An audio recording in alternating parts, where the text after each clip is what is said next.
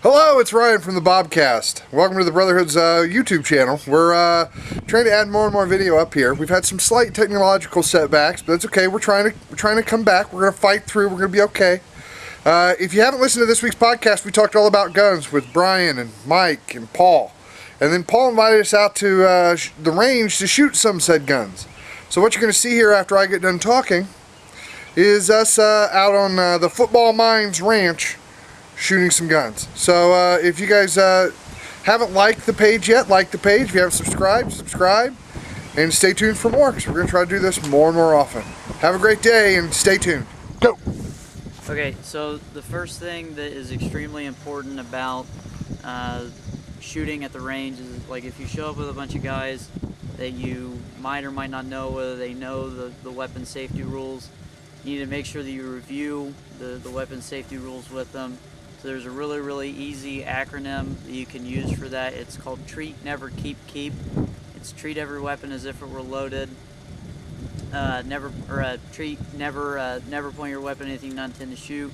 Keep your fingers straight and off the trigger until you intend to fire, and then keep your weapon on safe until you're ready to fire. And then there's a fifth unofficial safety rule that a lot of people don't think about, but it is something that you need to keep in the back of your mind, which is know your target and what lies beyond and in between. So that means that, like, if I'm out here shooting, I need to make sure that there's not a house behind us. We're good because we have a woods. It should be able to keep all of the rounds knocked down in the woods.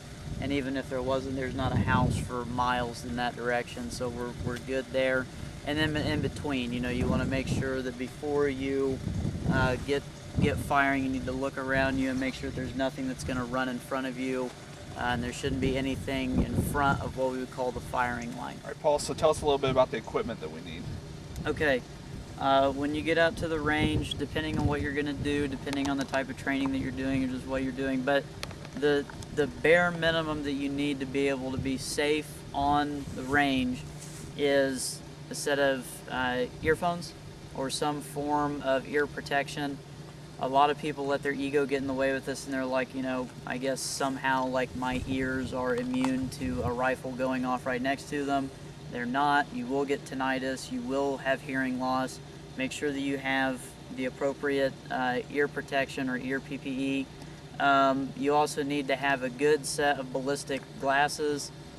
These are Oakley's. Doug has Oakley's that I gave to him.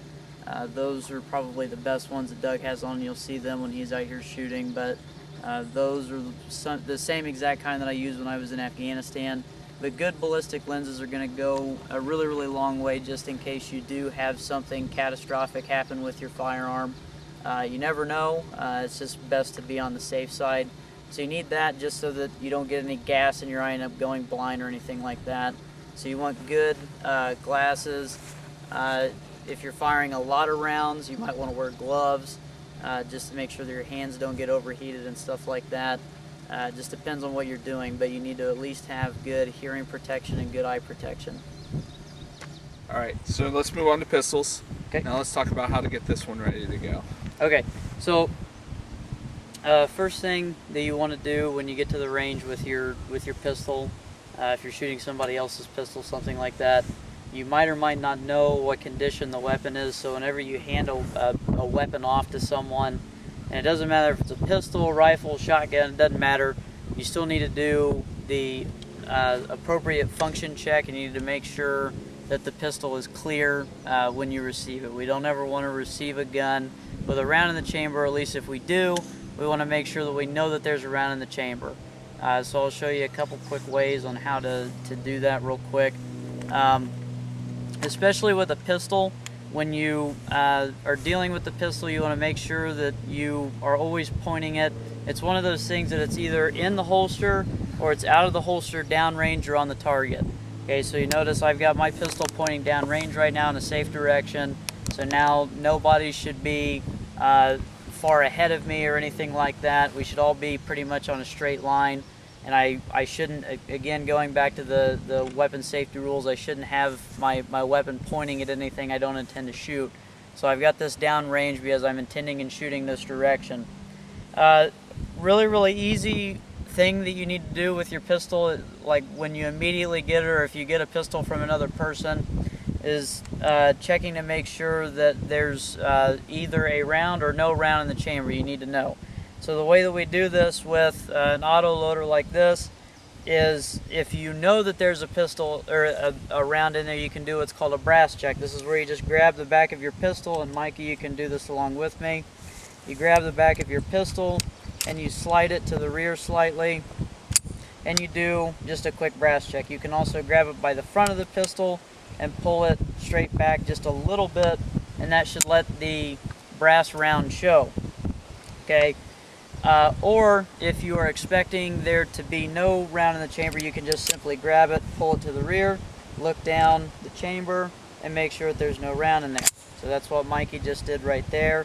And then if there's no round in, I always want to make sure, and I put it back to make it a condition 4 weapon. There's no magazine inserted, the hammer is forward, the slide is forward, there's no round in the chamber. It's a completely safe weapon at this point.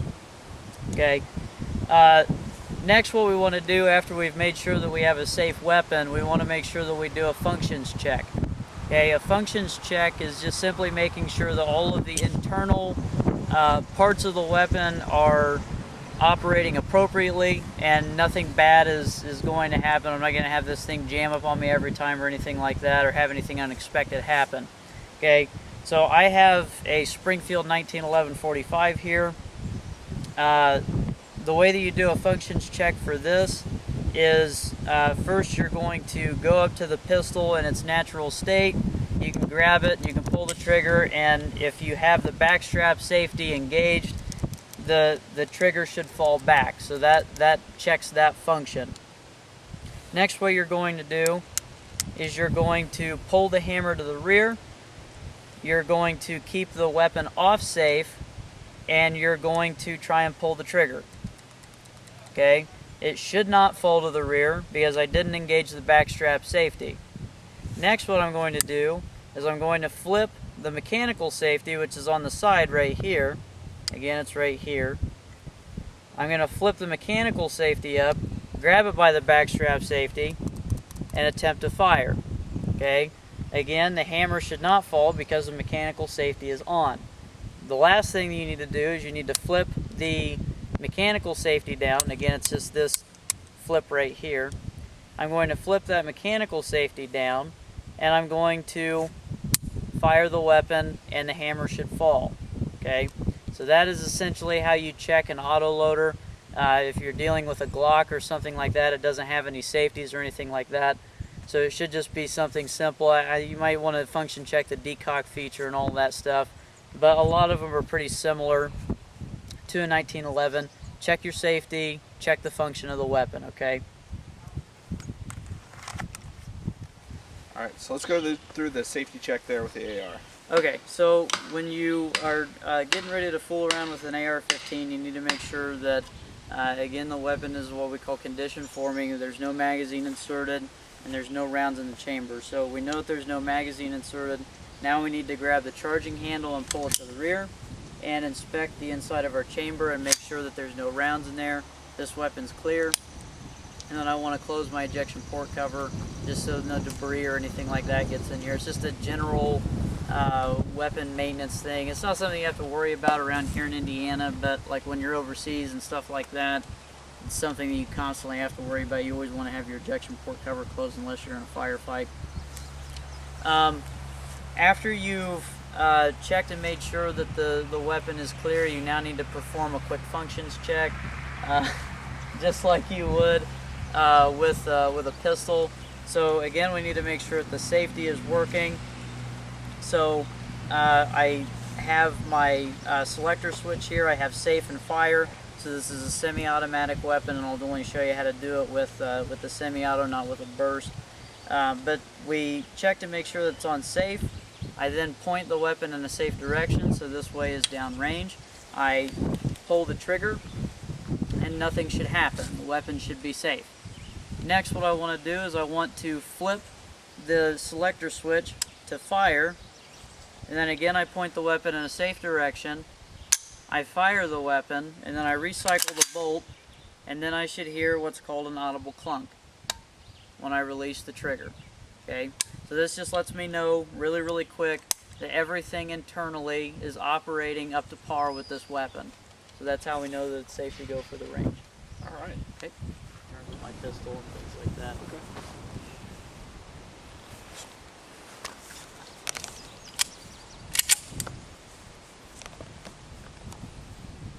Okay, so the first drill that I'm going to go through is a controlled pair. It's 2 rounds to the chest of Casper here because my targets kind of look like a ghost. So 2 rounds to the chest, and it's 2 shots, 2 sight pictures. So I'm taking time with these. It's not really, really quick. I'm firing one, then firing another. It's 2 completely different sight pictures. So controlled pair.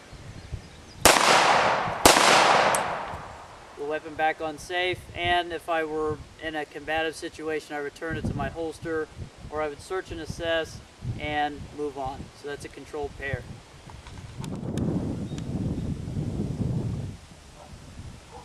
Where it's 2 shots, 1 sight picture, and I'll show that here in a second.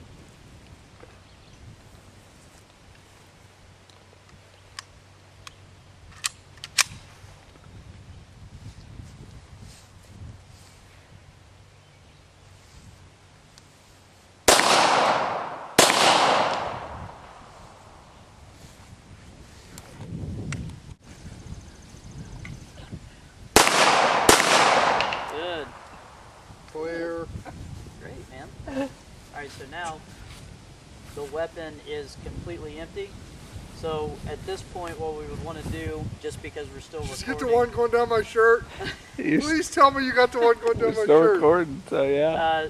So at this point, like if we were in a combative situation, we would want to do what's called a speed reload. Okay, so the weapon went dry. I would grab from my new source of ammunition. I would drop this magazine. I would insert the new one. I would come over the top.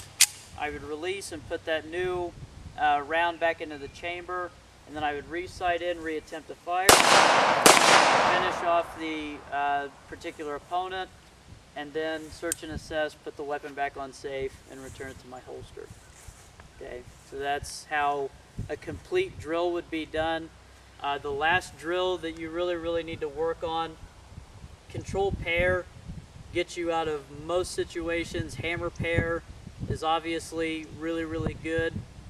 You should notice on the target, like what you should be going for with the hammer pair is literally you don't want the rounds to be farther than about that apart because it's 1 sight picture, so it should be very, very close, almost stacked on top of each other. But the control pair might be a little bit further apart, but you're taking more time with each shot, so it's much more precise. The last drill that you want to work is called a failure to stop drill. Okay, so this means that I have an individual that is continuing to advance forward after I've already shot him with a hammer pair or a control pair. So what I do is I re-sight in, after I've attempted to do the control pair, I would fire 1 more shot to the chest or to the head. That's essentially what a failure drill is. So what it looks like from the full drill, starting with the control pair or the hammer pair, is like this.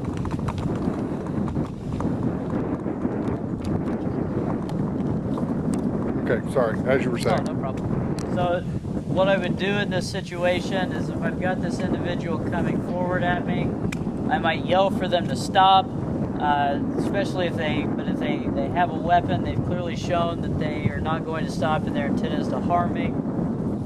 I'm going to present my weapon. I'm going to fire 2 shots to the chest, and then I'm going to re-sight in and fire 1 to the pelvis because the first 2 didn't stop them. So the failure to stop drill looks like this.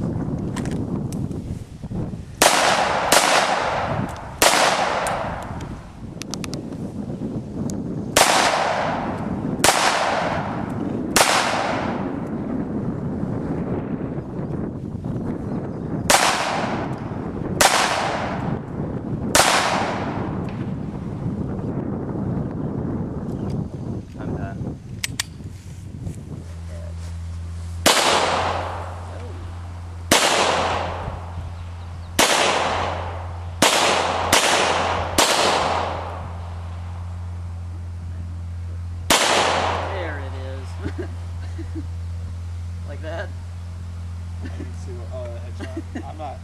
hand or something. Oh, it's not all the way cocked, is it? No.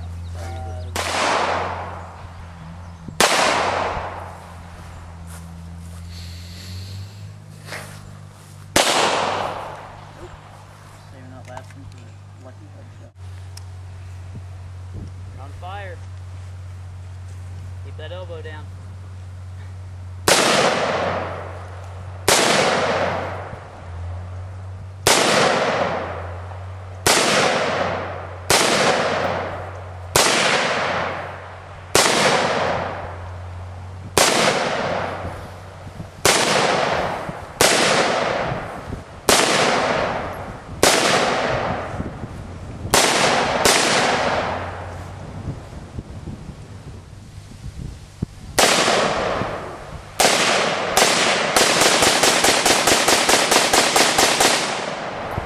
Brass all over me. Aggression. Some aggression. Oh, well.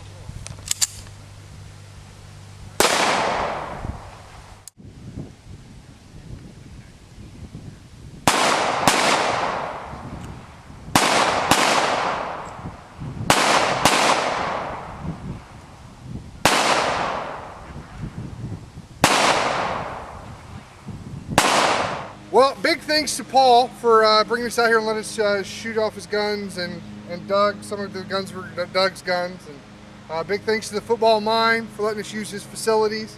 Had a lot of fun. Shot some guns. It was a good time, guys. Yeah. Yeah. Had a good time. All right. If you're interested in what you see here, make sure you listen to this week's podcast, because Paul comes on along with Brian and Mike Welsh, and we talk a whole hour and like 40 minutes about the guns that you've seen here today and other gun-related materials that I know nothing about. But I learned a lot, and it was fun, and I had fun today. So thanks for watching. Like and subscribe. Get to the van.